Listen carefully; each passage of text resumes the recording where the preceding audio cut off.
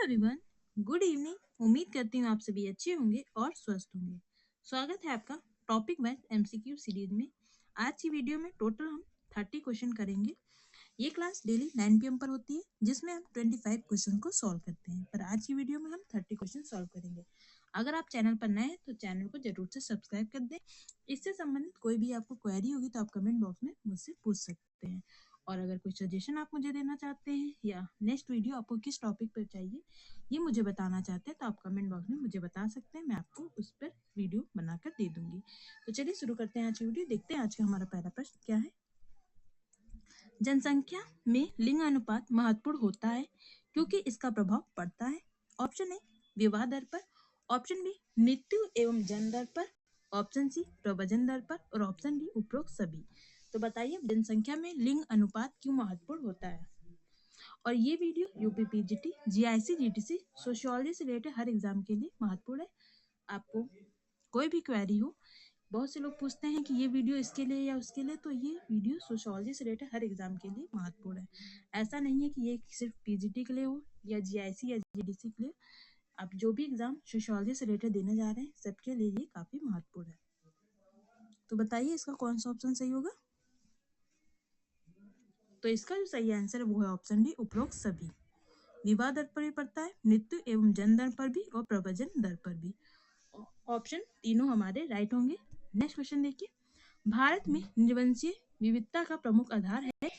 Option A प्रजाति, option B जाति, option C भाषा एवं धर्म और ऑप्शन डी उपरोक्त सभी। तो बताइए निर्वंशीय विविधता का प्रमुख आधार कौन सा है।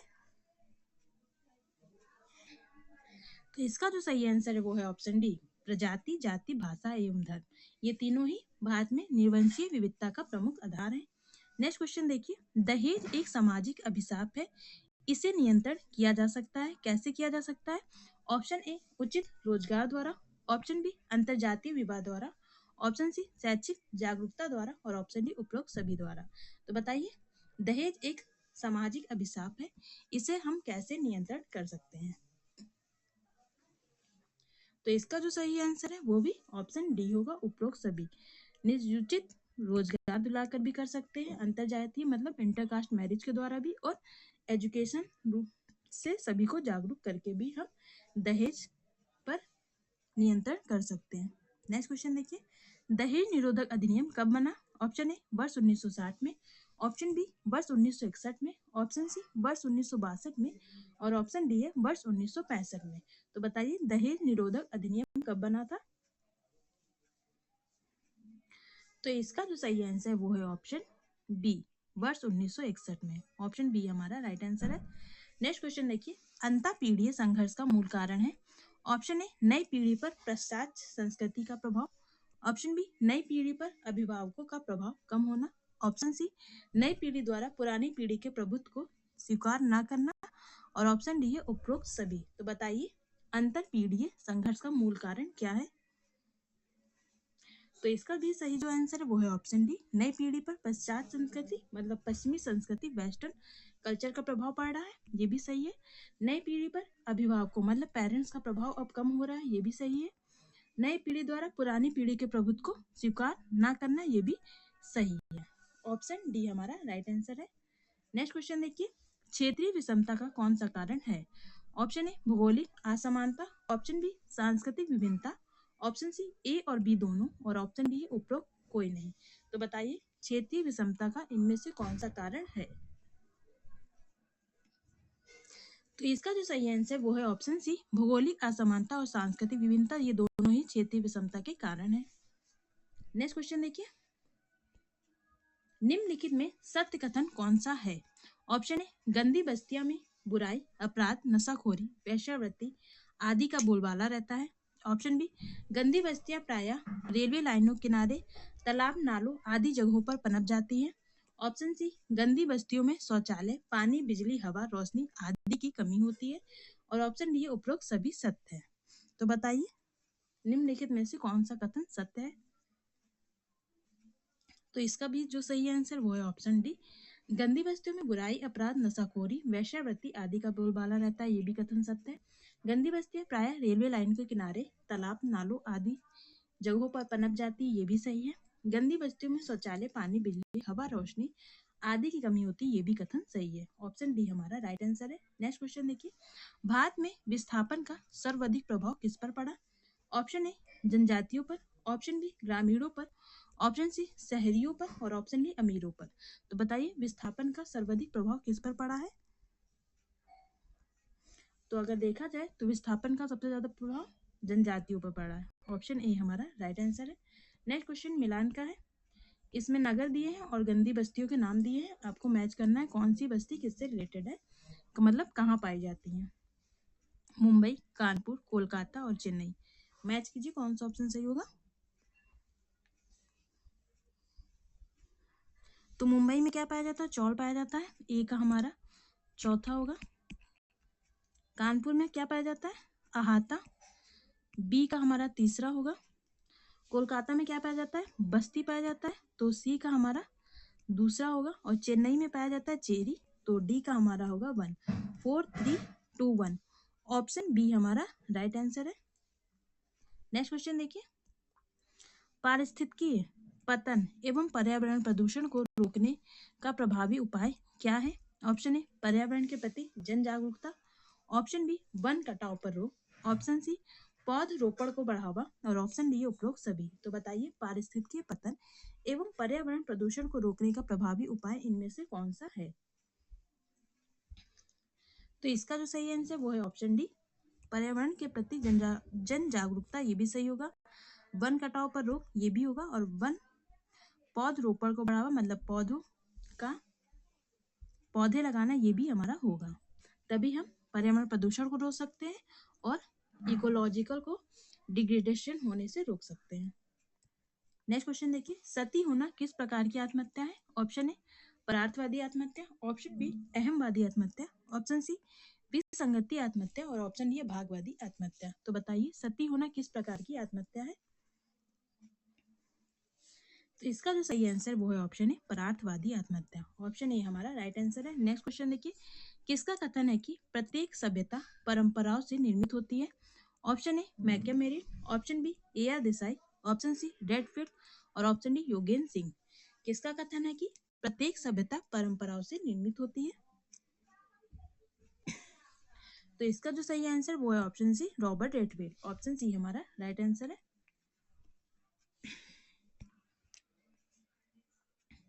नेक्स्ट क्वेश्चन देखिए, निम्नलिखित में से असत्य कथन कौन सा है, आपको ये बताना है। ऑप्शन ए राष्ट्र निर्माण करने वाले व्यक्तियों को विदेशी शासन से मुक्त होना चाहिए, ऑप्शन बी है राष्ट्र निर्माण करने वाले सदस्यों में एक राष्ट्र होने की अनिच्छा होनी चाहिए, ऑप्शन सी है राष्ट्र निर्माण के लिए आवश्यक है कि राजनीतिक, आर्थिक, सामाजिक और धार्मिक समानता हो, और ऑप्शन डी है राष्ट्र निर्माणकारी सदस्यों में एकता एवं दृढ़ता का भाव प्रबल होना चाहिए। तो बताइए कौन सा कथन इनमें से असत्य है? तो राष्ट्र निर्माण करने वाले सदस्यों में एक राष्ट्र होने की अनिच्छा होनी चाहिए, अनिच्छा नहीं इच्छा होनी चाहिए, ये होना चाहिए। तो इसलिए हमारा जो गलत ऑप्शन है वो है ऑप्शन बी। नेक्स्ट क्वेश्चन देखिए, स्वतंत्र भारत के योजनाबद्ध विकास के लिए भारत सरकार द्वारा विभाजन तथा प्रौद्योगिकी नीति कब पारित की गई थी?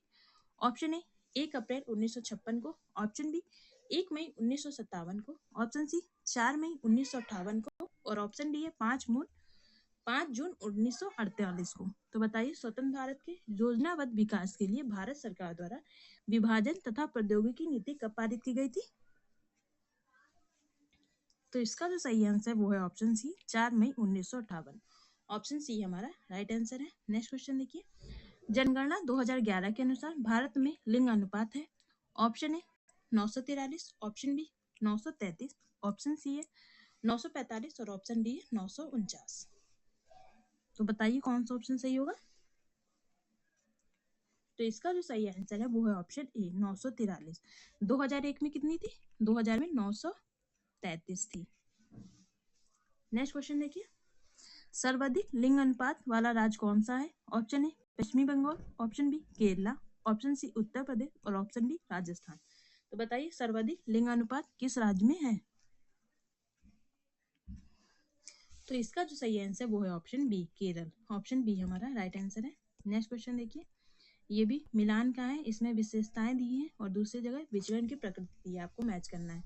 विचलन किससे रिलेटेड है? धार्मिक उन्माद, अवयस्कों द्वारा अपराध और नशे का आदतन प्रयोग।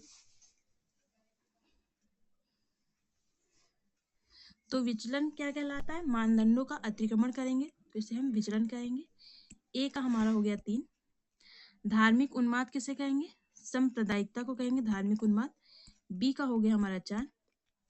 अवयस्कों द्वारा अपराध क्या कहलाएगा? बाल अपराध कहलाएगा। तो सी का हो गया हमारा 1। देन नशे का आदतन प्रयोग क्या कहलाएगा? नशाखोरी कहलाएगा। डी का हमारा हो गया 2।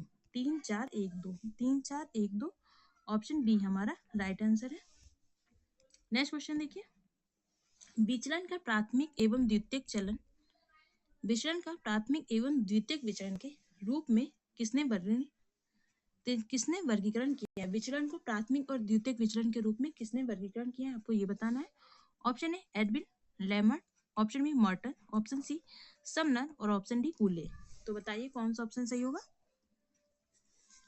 तो इसका जो सही आंसर है वो है option A Edwin Lemert. Option A हमारा राइट आंसर है।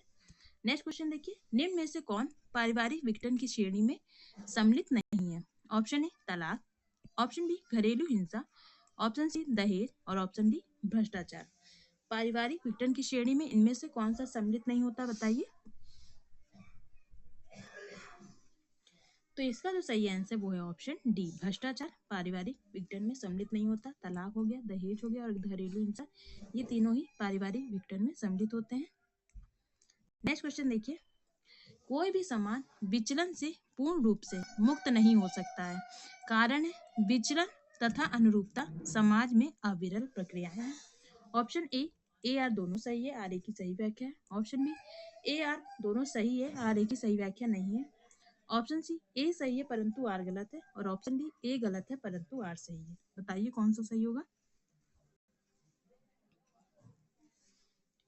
तो इसका जो सही आंसर है वो है ऑप्शन ए आर दोनों सही है और आर ए की सही व्याख्या है। कोई भी समाज विचलन से पूर्ण रूप से मुक्त नहीं होता क्योंकि विचलन और अनुरूपता समाज में अविरल प्रक्रियाएं हैं। नेक्स्ट क्वेश्चन देखिए, भारत में राष्ट्र निर्माण के उद्देश्य की पूर्ति में निम्नलिखित में से कौन सा तत्व बाधक रहा है?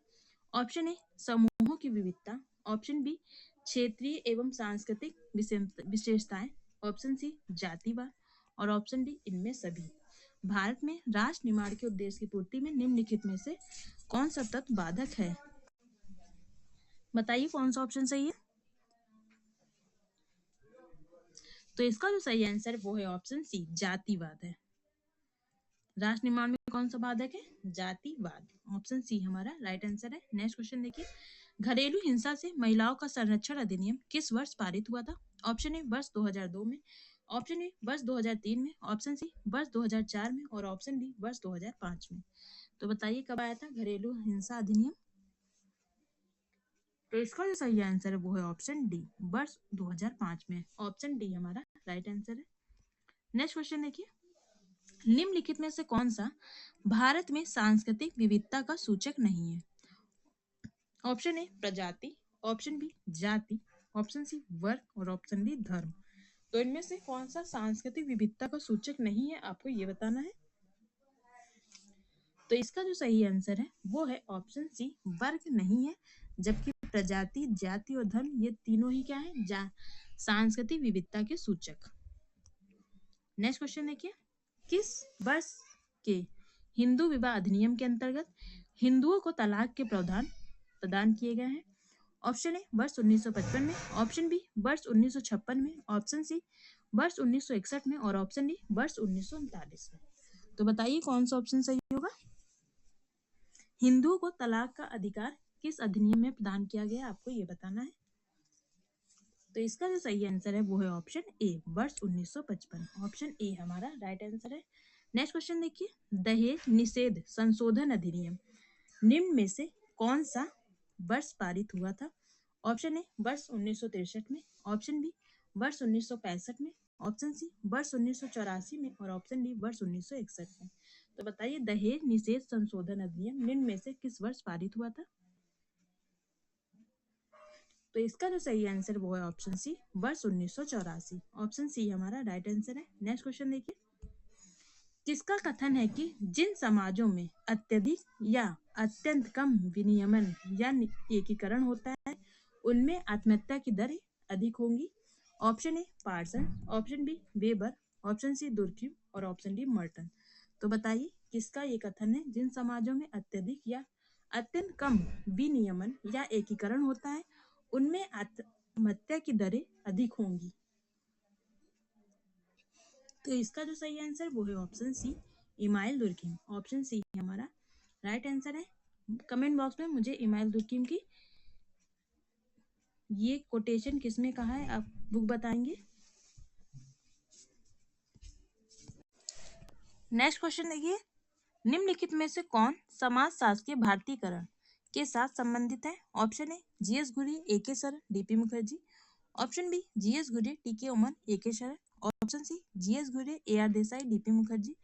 और ऑप्शन डी है जीएस घुरे, टी.के. उमन और ए.आर. देसाई। ये क्वेश्चन कल भी हम लोगों ने किया था, तो बताइए कौन सा ऑप्शन सही होगा। तो इसका जो सही आंसर वो है option A GS Ghurye, AK. शरण और डीपी मुखर्जी भारतीयकरण से संबंधित है। नेक्स्ट क्वेश्चन देखिए, शिक्षा का निजीकरण निम्नलिखित में से किसका परिणाम है? ऑप्शन ए नगरीकरण, ऑप्शन बी वैश्वीकरण, ऑप्शन सी विज्ञान तथा प्रौद्योगिकी का विकास और ऑप्शन डी है जनसंख्या में वृद्धि। तो बताइए शिक्षा का निजीकरण किसका परिणाम होता है?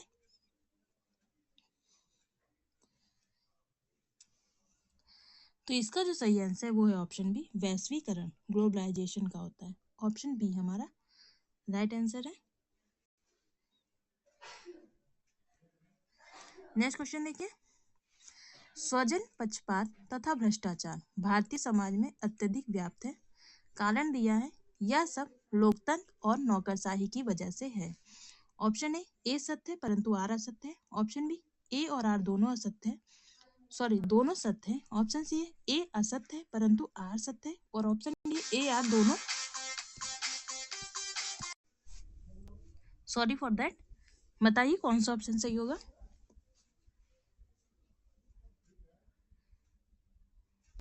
तो इसका जो सही आंसर है वो है ऑप्शन ए सत्य है परंतु आर असत्य है। स्वजन पक्षपात तथा भ्रष्टाचार भारतीय समाज में अत्यधिक व्याप्त है, ये सही है। यह सब लोकतंत्र तथा नौकरशाही की वजह से, ये और गलत है। तो ऑप्शन ए हमारा राइट आंसर है। आज की वीडियो का लास्ट क्वेश्चन है, परंपरा के दो प्रारूपों लघु परंपरा और दीर्घ परंपरा का उल्लेख किसने किया है? Option A Machiavelli, option B Redfield, option C Yogen Singh और ऑप्शन डी एल ड्यूमा। तो बताइए कौन सा ऑप्शन सही होगा। परंपरा के दो प्रारूपों लघु परंपरा और दीर्घ परंपरा का उल्लेख इनमें से किसने किया है?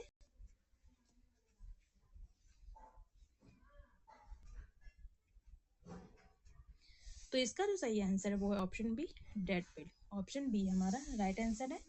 उम्मीद करती हूँ आपको वीडियो समझ में आई होगी और पसंद आई होगी। अगर आपको इससे संबंधित कोई भी क्वेरी हो तो आप कमेंट बॉक्स में मुझसे पूछ सकते हैं। अगर आपको लगे कोई क्वेश्चन का आंसर मैंने गलत बताया है, इसका क्वेश्चन आंसर ये होना चाहिए, तो आप मुझे बता सकते हैं, मैं एक बार उसको रीचेक कर लूंगी।